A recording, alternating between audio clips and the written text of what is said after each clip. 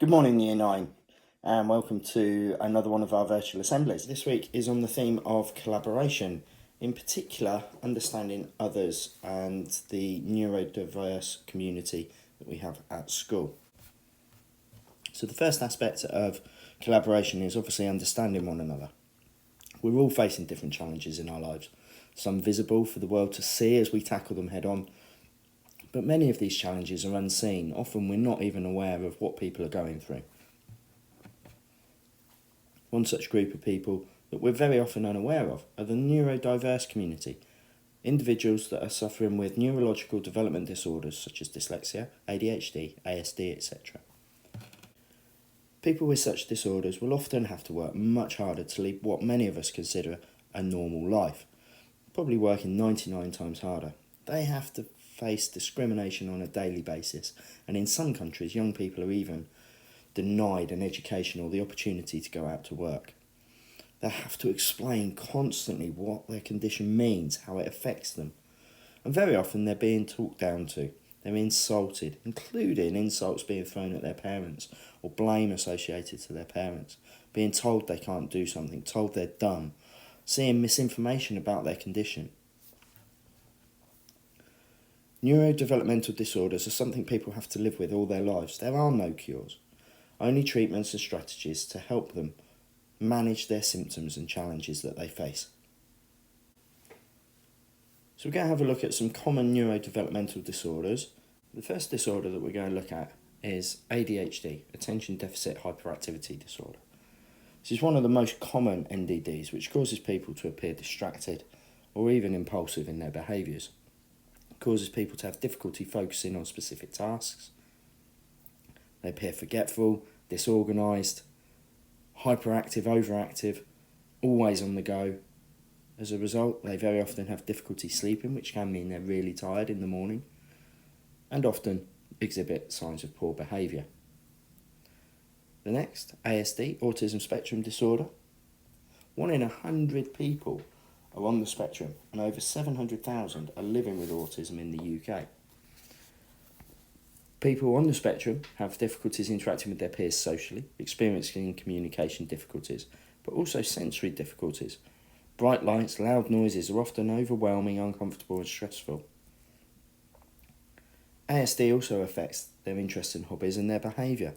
They often suffer anxiety associated with changes to routine and unfamiliar situations. And in some cases, ASD impacts a person's speech and appearance. Dyslexia, another common condition. This affects the person's ability to recognise and process language. This can be either written or spoken. And commonly, people with dyslexia have difficulty reading and spelling words, but also experience memory and language processing challenges. There are thought to be 6 different types of dyslexia. Phonological, which is difficulty identifying the sounds that make up words. This affects our ability to learn phonics, the basis of reading and spelling taught in schools. Surface dyslexia, where people have difficulty seeing whole words and take longer to process the language. Visual dyslexia, where the brain doesn't see the full picture of what the eyes are seeing, having difficulties reading and remembering what has been seen. Primary dyslexia, an inherited form of dyslexia seen more often in men and left-handers. Secondary or developmental dyslexia is a neurological development in the womb being impaired. Can cause dyslexia as a result.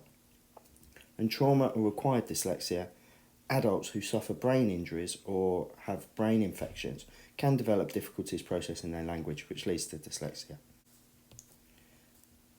Dyspraxia is a condition which affects our ability to coordinate movements and spatial awareness.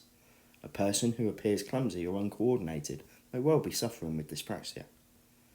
Children may struggle to play with toys, run, jump, hop, catch or kick a ball, and may have difficulty walking up and down stairs, all things that we take for granted.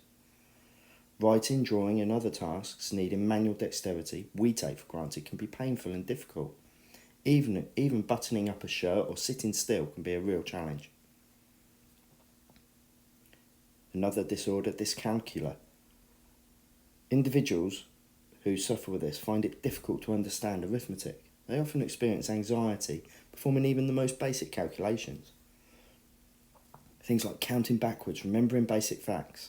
They're slow to perform calculations, maybe have weak mental arithmetic, poor sense of number estimation or even place value.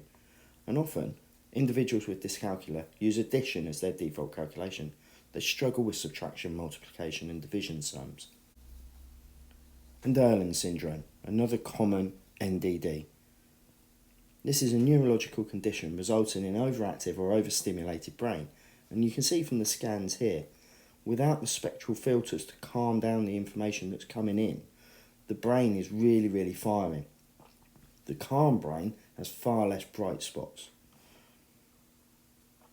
Irlen syndrome affects our ability to process visual information.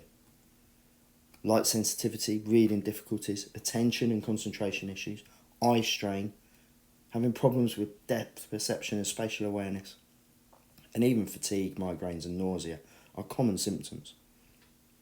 A common technique used to help manage this overactivity of the visual cortex is the use of filters or coloured lenses.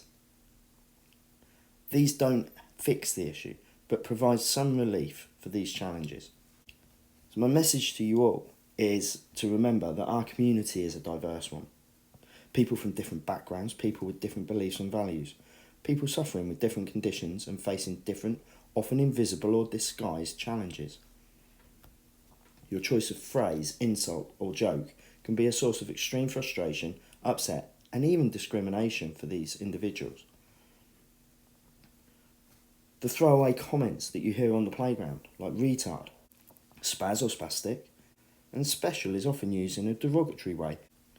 Using these words or pretending to have a neurological disorder to explain your own difficulties when you don't have a diagnosis belittles the challenges that individuals living with such disorders are facing on a daily basis.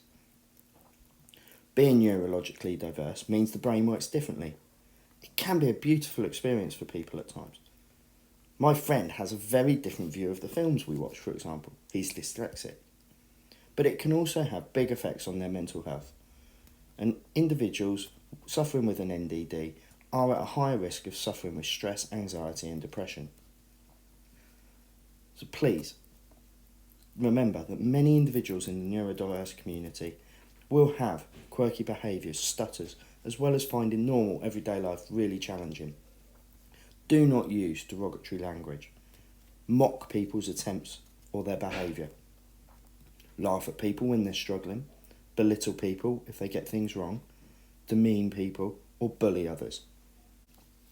There's a lot of really famous people who have been living with these neurodevelopmental disorders all their lives and have still achieved phenomenal success in their fields.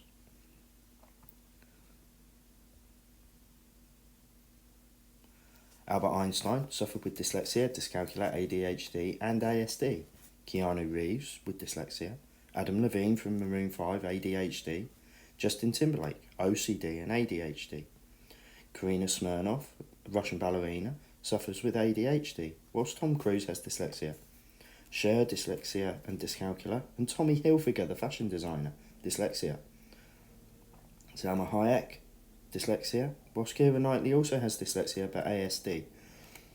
Orlando Bloom suffers with dyslexia, and Michael Phelps, the Olympic hero, suffers with ADHD. Robin Williams famously had dyslexia, while Daniel Radcliffe, Harry Potter himself, suffers with dyspraxia. Many others. Emma Watson has ADHD. Jennifer Aniston is dyslexic. Charles Darwin had OCD and ASD. Agatha Christie, the author, suffered with dysgraphia, whilst Walt Disney suffered with dyslexia and ADHD. And Stephen Hawking famously battled ALS or motor neuron disease. So what should you do, even if you're not part of the neurodiverse community? You can help. If you hear people using derogatory language or mocking behaviour and actions, speak up. Say something to challenge this unacceptable behaviour. If you need to report it, tell a teacher. Be an ally rather than complacent. Help people who are on the receiving end of this demeaning and derogatory language. If you see someone who's struggling with a task or activity, keep calm, offer help and support, don't do it for them, and certainly don't talk down to them. Be supportive as they work through their challenge. And if you're curious about a neurodevelopmental disorder and you know someone who's living with it, by all means ask, but be respectful. And if they choose not to discuss it, respect this and don't press the issue. That's the end of our assembly for today, folks. I hope you found it interesting, and I hope it does reflect in your behaviours and choice of language towards those around us. Remember that very often the people around us are living different challenges, often unseen, that we can't know how our comments and our words and our actions are going to affect them. Be supportive, collaborate, be part of a community. Have a fantastic week, folks. Take care.